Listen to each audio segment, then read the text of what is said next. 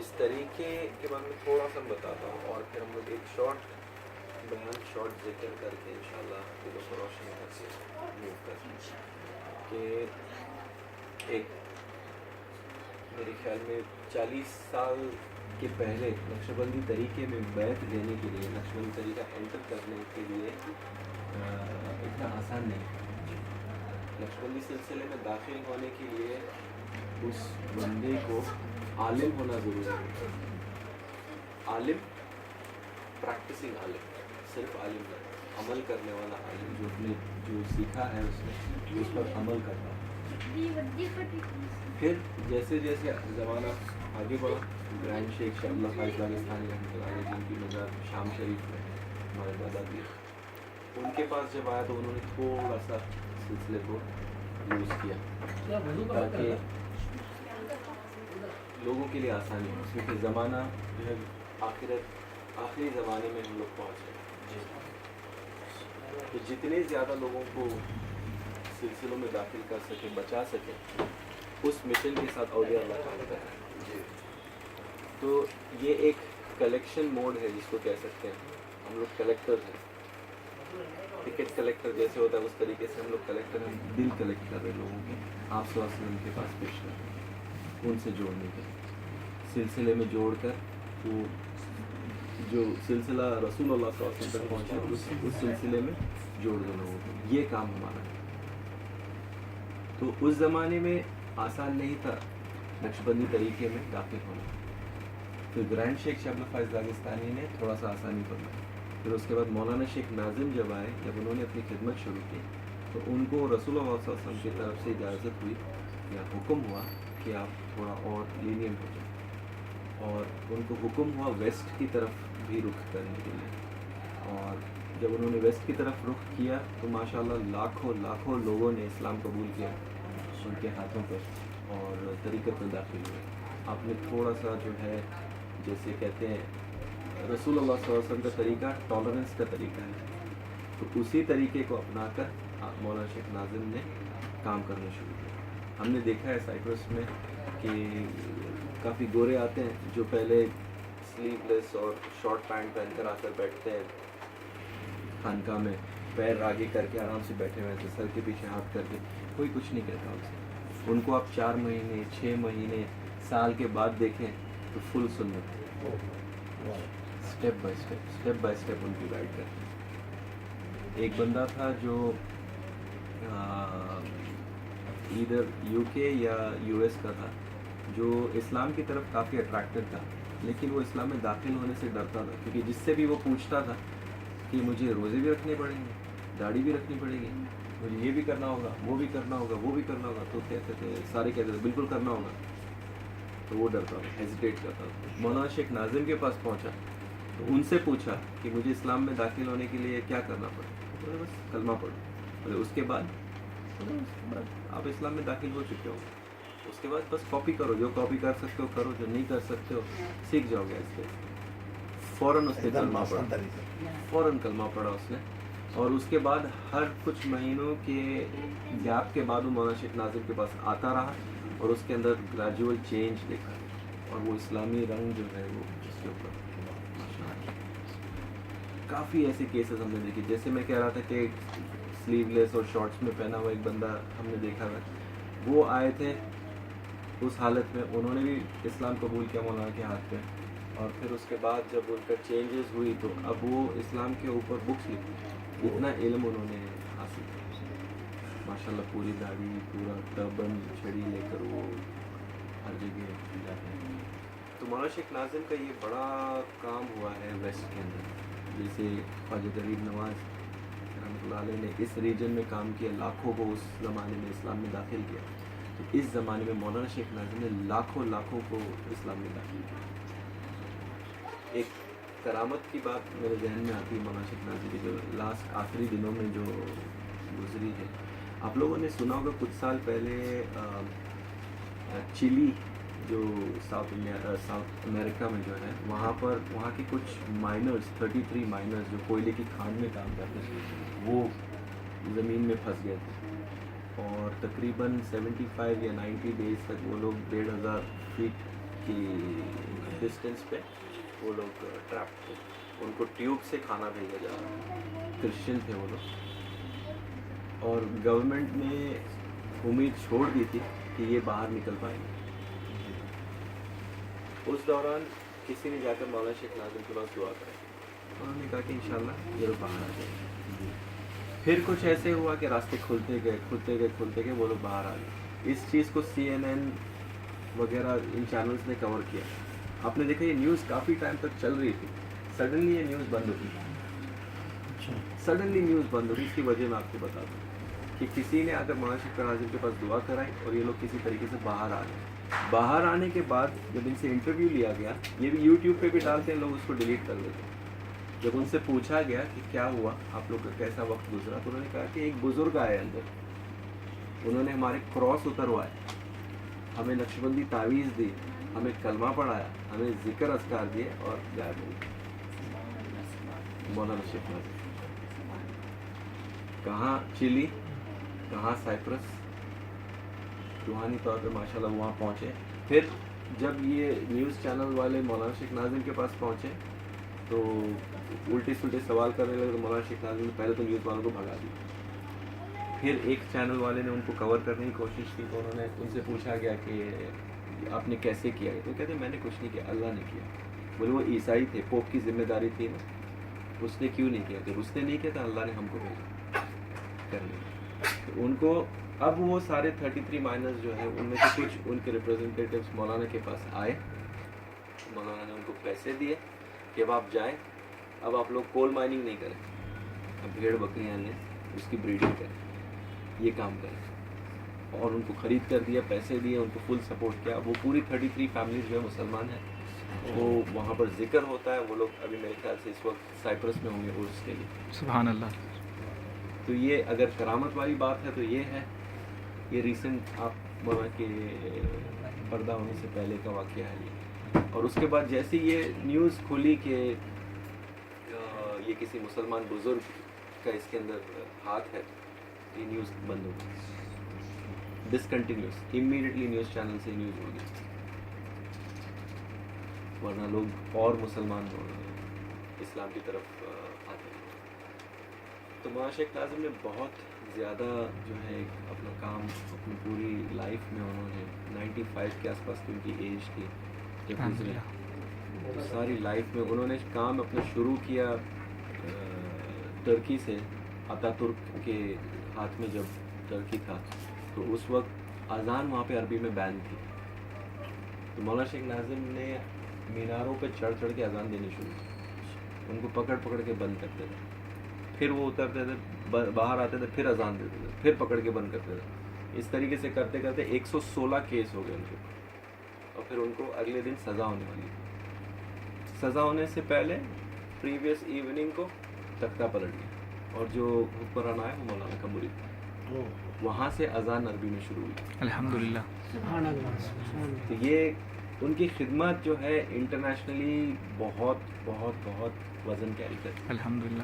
مدینہ شریف میں ایک بار تھے خلوت میں گرینڈ شیخ کے ساتھ, تو اس وقت وہاں کی حکومت نے راتوں رات جو ہے گنبد خضرا کو سلور کر دیا تھا.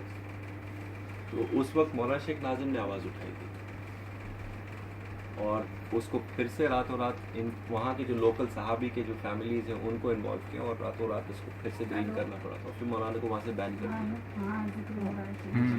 آپ ہسٹری تھوڑا سا چیک کریں, آپ کو یہ ساری چیزیں جو میں کہہ رہا ہوں اس پہ ملیں گی. اذان والی بات, مدینے والی بات, چلی والی بات, یہ سارے آپ کو فیکٹس مل جائیں گے. تو انٹرنیشنلی مولانا کا کام کافی ہوا ہے ماشاء اللہ, آل اوور دا ورلڈ. کافی لوگوں نے دیکھا ہے کہ گلوبلی اتنے مرید ہیں ماشاء اللہ کہ بہت زبردست کام ہوا ہے الحمدللہ. اور اب جو ہے مولانا شیخ محمد ان کے جو بڑے بیٹے ہیں وہ کام کر رہے ہیں الحمدللہ. وہ بھی اتنے سادگی والے بزرگ ہیں, کریم بھائی, اور شریعت پر عمل کرتے ہوئے ہم نے ان کو ہر ایک سٹیپ میں شریعت پہ دیکھا, کیونکہ شریعت نہیں تو طریقت نہیں. بے شک. جو کچھ لوگوں کے اندر ایک بیلیف ہے کہ پہلے شریعت ہے، پھر اس کے بعد طریقت ہے، پھر اس کے بعد معرفت ہے. یہ ساری چیزیں الگ نہیں ہیں، یہ ایک ٹریک ہے. شریعت جو ہے قانون ہے، طریق کہتے ہیں راستے کو، اس راستے پہ چلنے کے قانون کو شریعت کہتے ہیں. سبحان اللہ. سمپل ہے سر. اور اس راستے پہ چلتے چلتے معرفت حاصل ہو سکتی ہے، حقیقت حاصل ہو سکتی ہے، عظیمت حاصل ہو سکتی ہے. جیسے آپ اس راستے پہ چلتے چلتے اگر آپ شریعت چھوڑتے ہیں تو وہ ٹریک چھوٹ جائے گا، کیونکہ کسی بھی راستے پہ چلنے کے لیے قانون چاہیے. طریقت کے راستے پہ چلنے کے لیے شریعت کو پکڑ کے ہی چلنا پڑے گا. نماز جو ہے وہ جسم اور روح کا کمبینیشن ہے. بہت سے لوگ کہتے ہیں ہماری نماز مدینے میں ہوتی ہے. کیسے ہوتی ہے؟ کھانا بھی مدینے میں کھاؤ، پھر کھانا بھی مدینے میں کھاؤ، کیوں یہاں کھاتے ہو؟ ایسے نہیں ہوتا ہے. جو بھی ایسے لوگ آپ سے کہتے ہیں ان سے بچیں. وہ آپ کو بڑی بڑی باتیں بتائیں گے، کچھ یہ کچھ وہ. جو شریعت پر ہوں گے اور ایکٹیولی اس کے اوپر عمل کر رہے ہوں گے، صحیح جگہ پر جڑے ہوں گے، ان کے ساتھ جڑو، ان کے ساتھ رہو. آزمائشیں آتی ہیں راستے میں، صحیح راستے پر آزمائشیں آتی ہیں. صحابہ اکرام کے اوپر جب تکلیفیں نہیں آتی تھیں تب وہ رسول اللہ صلی اللہ علیہ وسلم سے جا کر پوچھتے تھے کہ یا سیدی آپ بتائیں کہیں ہم غلط تو نہیں جا رہے، ہمارے اوپر آزمائشیں نہیں آ رہی. تو ہمارے اوپر جب آزمائشیں آتی تو ہم لوگ کہتے ہیں پتہ نہیں کس نے کیا کر دیا. وہ کسی سب کے کیے کرائے سے دنیا نہیں چلتی، کسی کے کیے کرائے سے نہیں چلتی دنیا. اور یہ جب آزمائشیں آتی ہیں، اس کے بہت ساری ریزنز ہوتی ہیں. کچھ تو ہمارے گناہوں کے لیے کلیننگ ہوتی ہے، کلینزنگ. کچھ ہوتے ہیں اگر نیک لوگ ہیں تو ان کے درجے بلند ہونے کے لیے ہوتے ہیں. کچھ ہوتے ہیں جو آزمائش کے لیے ہوتی ہے. آزمائش اللہ آزماتا ہے کہ یہ میں اس کو جھٹکا دیتا ہوں کہ یہ کیسے ریاکٹ کرتا ہے. کبھی دے کر آزماتا ہے، کبھی لے کر آزماتا ہے. تو جب اب کیسے پتہ چلے کہ پنشمنٹ ہے یا آزمائش ہے؟ تو اس کا طریقہ سیدنا علی کرم اللہ وجہ الکریم نے فرمایا کہ جب آپ پر کوئی مصیبت آئے تو اگر آپ عبادت کی طرف جاتے ہو تو یہ آزمائش ہے. سبحان اللہ. آزمائش کے بعد آپ عبادت سے جڑے رہیں، اپنا جو ہے عقیدہ اسٹرانگ رکھیں اللہ کے پاس. آپ اس سے نکلو گے، آپ کو انعام ملے گا اور آپ نیکسٹ لیول پر جاؤ گے. لیکن اگر آپ اس پریشانی میں عبادت چھوڑ دیتے ہیں، کمپلیننگ شروع کر دیتے ہیں، تو آپ کے لیے وہ سزا ہو جاتی ہے. یہ بہت سمپل ہے. پریشانی میں اگر ہم اللہ کی طرف دوڑ رہے ہیں انشاءاللہ راستہ کھل جائے گا. اور ہمیشہ اس کے پاس اس سے حسن ظن رکھیں اللہ سے. وہ کہتا ہے میں آپ کے ایکسپیکٹیشن کے مطابق دیتا ہوں. یہ نہیں کہتا کہ آپ کے اچھے ایکسپیکٹیشن، آپ کے ایکسپیکٹیشن اگر آپ برا ایکسپیکٹ رکھو گے اس سے ایکسپیکٹیشن تو ویسا ہی ہوگا. کچھ لوگوں کو آپ نے دیکھا ہوگا ان کو کچھ نہیں رہتا لیکن وہ کربنگ کو کیا کہتے ہیں، ہمیشہ چڑچڑے رہتے، کمپلین کرتے رہتے کہ یہ کیوں ہمارے ساتھ، یہ ہمارے ساتھ وہ نہیں. شکر ان شکر تم عزیزاً، تم شکر ادا کرو میں تمہیں اور عطا کروں. شکر ادا کرو میں اور عطا کروں. شکر ادا کرو میں اور عطا کروں. صبر، شکر، توبہ. صبر، شکر، توبہ. لیکن صبر کی دعا نہیں مانگنا کہ اللہ ہمیں صبر دے، ایسی دعا نہیں مانگنا. ایک مرتبہ ایک بندہ کعبے کے پاس دعا مانگ رہا تھا صبر کی. تو اس وقت میرے خیال میں امام حسن یا امام حسین میں ذہن سے اتر رہا ہے، انہوں نے دیکھا، انہوں نے کہا کہ صبر کی دعا مت مانگو، عافیت کی دعا مانگو. صبر کی دعا مانگو گے تو آزمائش آئے گی، آزمائش میں صبر ہوتا ہے. پریشانی آئے گی، پریشانی میں آپ صبر کرو گے. نارمل کنڈیشن پہ کون صبر کرتا ہے؟ جب پرابلم ہوتا ہے اس میں بندہ کو صبر کرنا پڑتا ہے. تو دعا یہ مانگو، اللہم انی اسألک العافیہ والشکر علی العافیہ. تو ہمیں عافیت عطا فرما اور عافیت میں شکر کرنے والا بنا. الحمدللہ. ٹھیک ہے، یہ چیز کو یاد رکھیں. بہت سے لوگ دعاؤں میں مانگتے کہ ہمیں صبر دے، ہمیں نہیں. صبر آپ مانگو گے آپ کے اوپر پرابلمس بڑھتی جائے گی، کیونکہ اللہ سے جو مانگو گے وہ اس حساب سے آپ کو دے گا. تو اللہ سے اچھی ایکسپیکٹیشن رکھیں اور وہ دیتا جائے گا. شکر کرتے جائیں जैसे आप सल्लल्लाहु अलैहि वसल्लम ने फरमाया अल्हम्दुलिल्लाह अला कुल्ली हाल, तो वो शुक्र करने वालों से खुश होता है, सरेंडर करने वालों से खुश होता है, जो उसके सामने सरेंडर करते हैं। एक मरतबा इससे फिर मैं बात वाइंड अप करूँगा।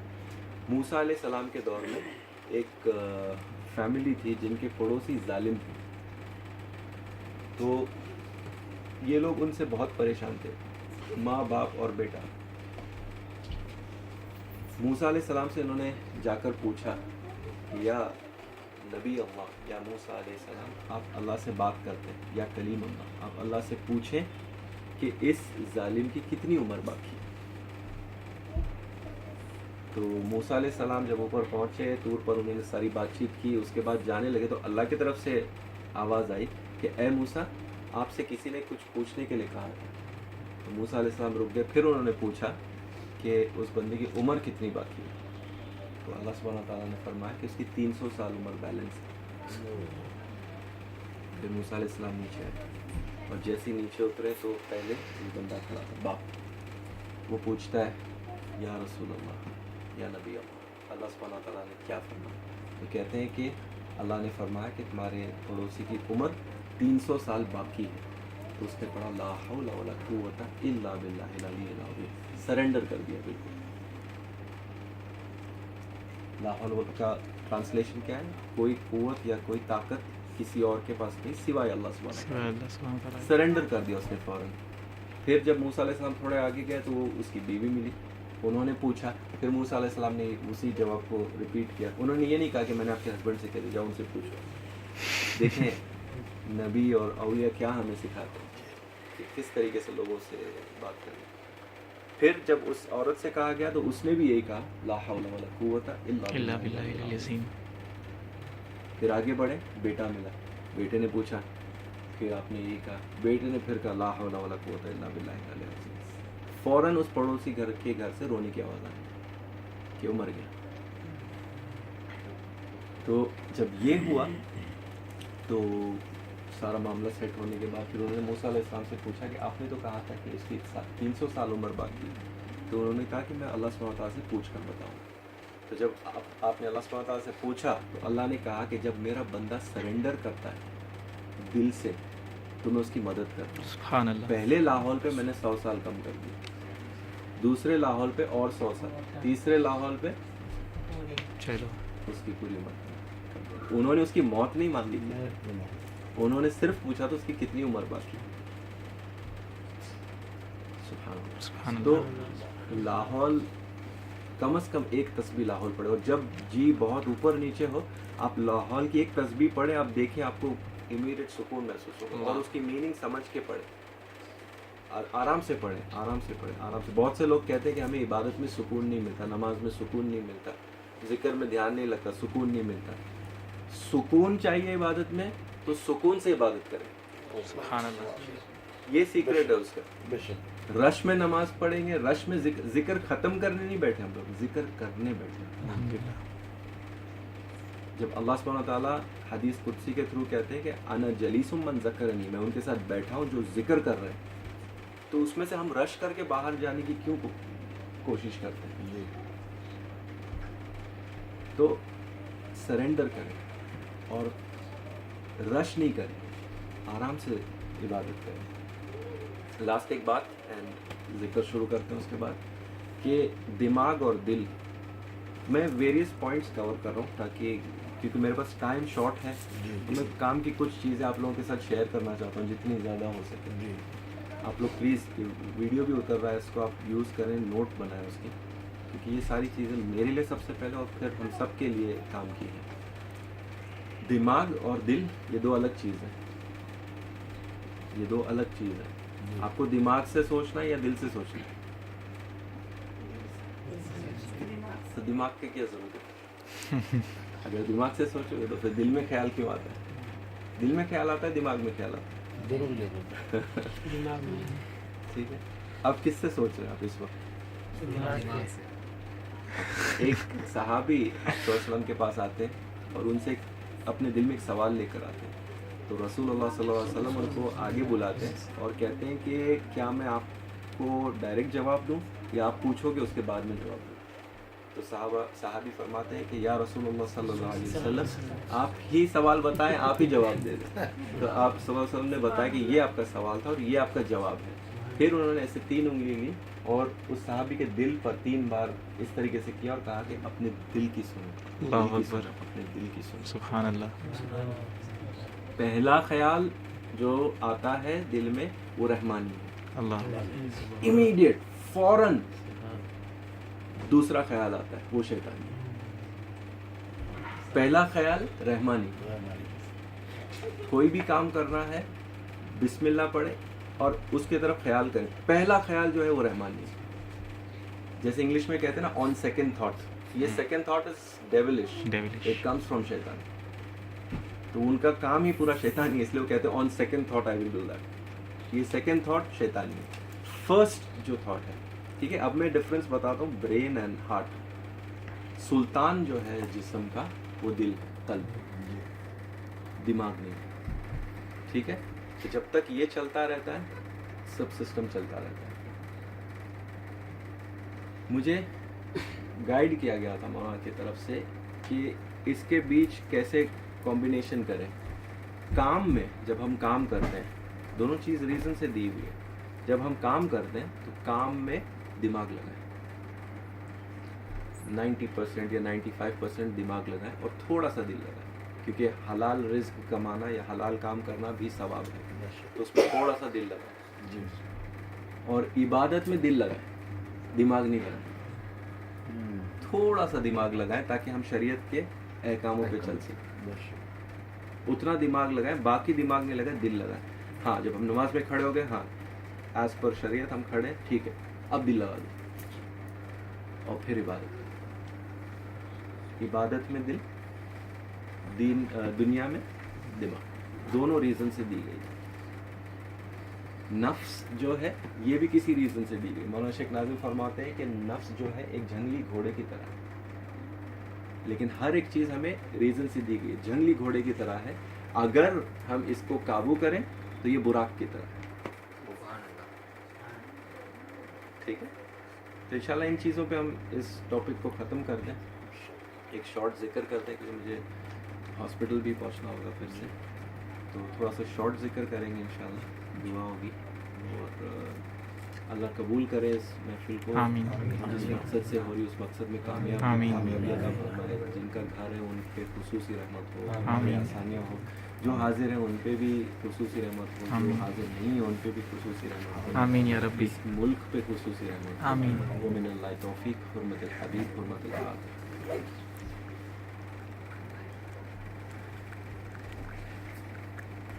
ذکر ساتھ